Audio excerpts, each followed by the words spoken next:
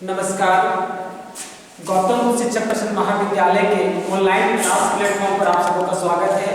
मैं महेश प्रसाद आज आप सबों के साथ डीएलएड के पेपर 9 के तहत यूनिट 2 में 2 सभ्यताओं के बारे में पढ़ना है, जिसका हेडिंग है भारत की प्राचीन सभ्यताएं।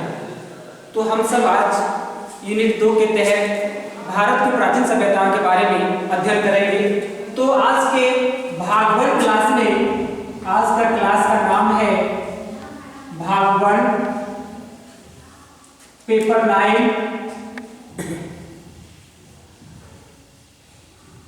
और यूनिट 2। यूनिट 2 में हम लोगों को पढ़ना है प्राचीन भारतीय इतिहास की सभ्यताएं। तो हम सब जानते हैं कि भारत के 2 प्रमुख प्राचीन सभ्यताएं हैं। भारत के 2 प्रमुख प्राचीन सभ्यताएं हैं, जिसमें एक है सिंधु घाटी सभ्यता, एक है सिंधु घाटी सभ्यता और दूसरा है वैदिक सभ्यता।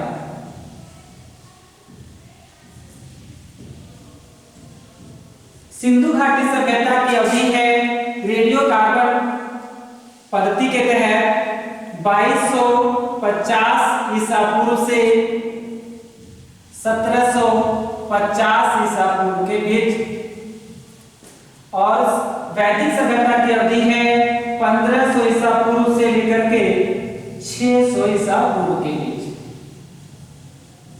तो ये 2 सभ्यताओं के बारे में हम सबको अध्ययन करना है, जिसमें सबसे पहले आज हम लोग अध्ययन करेंगे सिंधु घाटी सभ्यता के बारे में।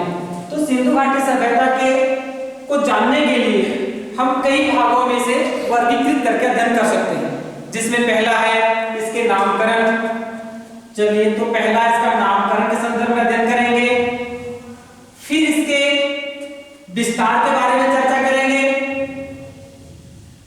फिर इसके प्रमुख स्थल, सिंधु घाटी सभ्यता के कौन कौन से प्रमुख स्थल हैं और कितने देशों में इस स्थल का विस्तार है, यह अध्ययन करेंगे।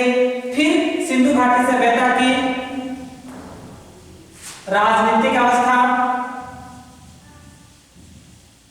सामाजिक अवस्था, आर्थिक अवस्था और धार्मिक अवस्था।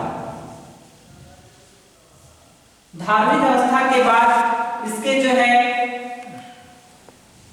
नगर निर्माण योजना,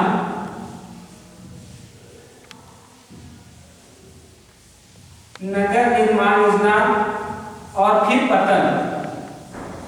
तो सिंधु घाटी सभ्यता को सरल रूप में जानने के लिए हम सब इतने भागों में इसे विभक्त कर वर्गीकृत कर अध्ययन कर सकते हैं। तो चलिए हम लोग सिंधु घाटी सभ्यता के सबसे पहले नामकरण की ओर चलते हैं। तो जैसा कि हम लोग जानते हैं कि सिंधु घाटी सभ्यता का विस्तार भारत के उत्तर पश्चिमी क्षेत्र में हुआ है।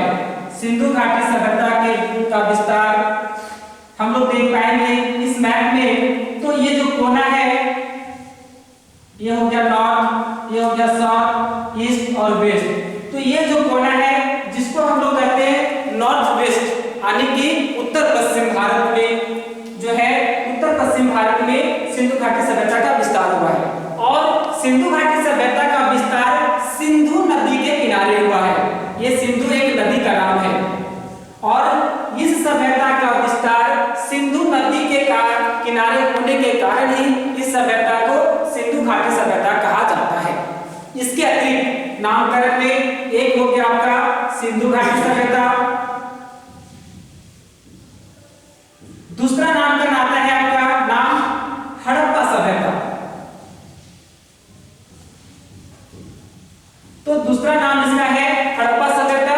हड़प्पा सभ्यता जो है, हम इसे किस कारण कहते हैं ये जानेंगे।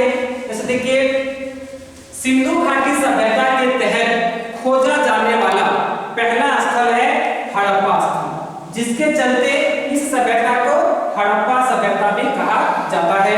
तीसरा नाम इसका है सरस्वती घाटी सभ्यता। सरस्वती नदी के किनारे मैक्सिमम क्षेत्र का विस्तार हुआ है, इस कारण इस सभ्यता को सरस्वती घाटी सभ्यता के नाम से भी जाना जाता है, घग्गर हाकरा सभ्यता के नाम से भी जाना जाता है। इसके अलावा इस सभ्यता को ताम्रयुगीन सभ्यता के नाम से भी जाना जाता है।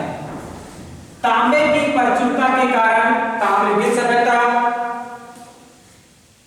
कांसे की प्रचुरता के कारण कांस्ययुगीन सभ्यता, और एक अन्य नाम इसका है शांति मूलक सभ्यता।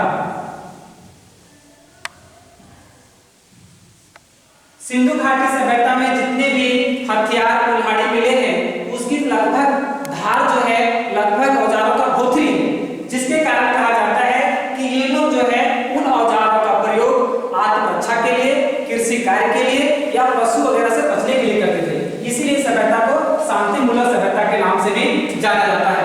तो हम लोग यहाँ देख पा रहे हैं सिंधु घाटी सभ्यता के नामकरण के बारे में। तो सबसे पहला है सिंधु घाटी सभ्यता, क्योंकि इस सभ्यता का विकास सिंधु नदी के किनारे हुआ था, इसलिए जो है वह क्षेत्र और घाटी क्षेत्र था, तो इसको सम्मिलित रूप से सिंधु घाटी सभ्यता कहा गया। दूसरा, पहला स्थल हड़प्पा स्थल था जिसका खोजा गया था, इसलिए इसको हड़प्पा सभ्यता के नाम से जानते हैं। फिर सरस्वती घाटी सभ्यता, ताम्रयुगीन सभ्यता, कांस्ययुगीन सभ्यता और शांति मूलक सभ्यता। तो नामकरण के तहत इतने आए। अब जो है हम लोग चलेंगे सब विस्तार की ओर। सिंधु घाटी सभ्यता का विस्तार। तो सिंधु घाटी सभ्यता का विस्तार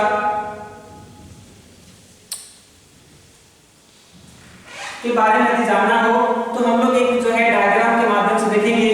ये देखिए, ये नॉर्थ है, ये साउथ है, ईस्ट हो गया, वेस्ट हो गया, ठीक है। हम लोग जो है इसका विस्तार पूरब से पश्चिम की ओर 1600 किलोमीटर है और उत्तर से दक्षिण की ओर 1400 किलोमीटर है। अब देखेंगे हम लोग कि इसके सबसे उत्तरी स्थल कौन सा है। तो उत्तरी स्थल सबसे जो है उसका नाम है मांडा। सबसे दक्षिणी स्थल का नाम है दैमाबाद। सबसे पश्चिमी स्थल का नाम है सुतकांगेडोर, सुतकांगेडोर। और सबसे पूर्वी स्थल का नाम है आलमगीरपुर।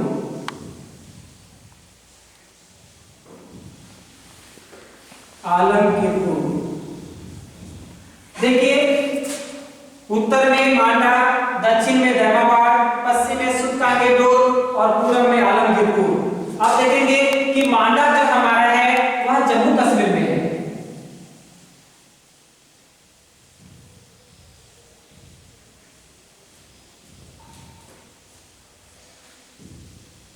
और मांडा जो है चिनाब नदी के किनारे है।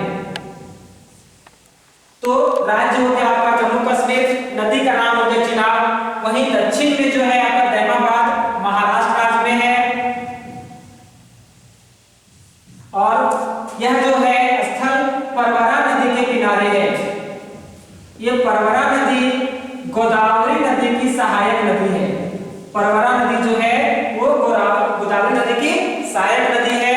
वहीं पश्चिम में सुतकांगेडोर बलूचिस्तान प्रांत में आपका है।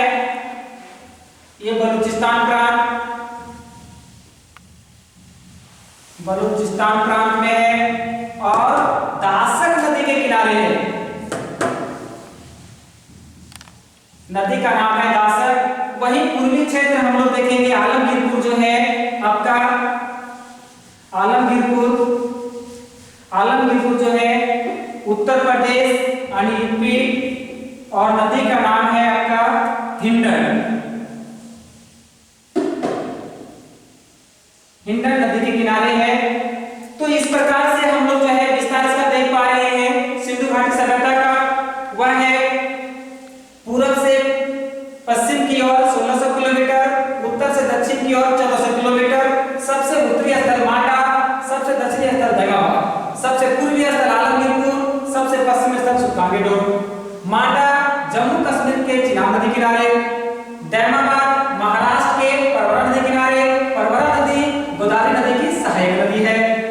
सुतकांगेडोर बलूचिस्तान प्रांत में दासक नदी किनारे।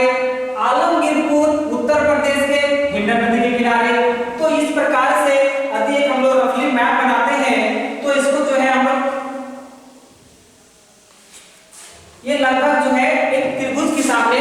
त्रिभुज के समान बनती है। तो सिंधु घाटी सभ्यता की आकृति कैसी थी? त्रिभुजाकार थी। सिंधु घाटी सभ्यता की आकृति त्रिभुजाकार थी। तो आज